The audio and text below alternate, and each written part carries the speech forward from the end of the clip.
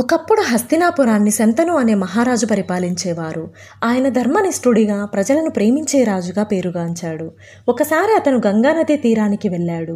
అక్కడ ఆయన ఓ అపూర్వ సౌందర్యవతి అయిన స్త్రీని చూశాడు. ఆమె ఎవరో కాదు, స్వయంగా గంగాదేవి. ఆమెను చూసిన క్షణమే శంతనుడు ప్రేమించాడు.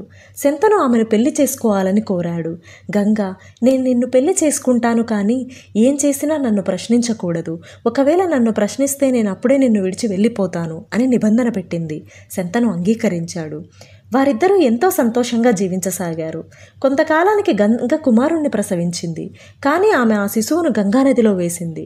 శంతను చాలా బాధపడ్డాడు. కానీ తన ప్రమాణాన్ని గుర్తు చేసుకుని ప్రశ్నించలేదు.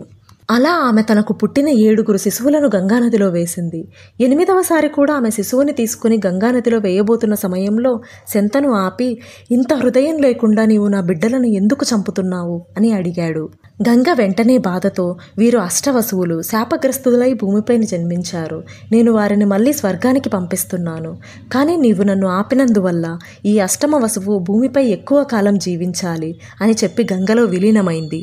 గంగ ఆ శిశువుని తీసుకెళ్లి అతడికి విద్యాబోధన చేయించిన తర్వాత శంతనుడికి అప్పగించింది. ఆ పుత్రుడే దేవవ్రతుడు. భవిష్యత్తులో భీష్ముడిగా ప్రసిద్ధి పొందాడు.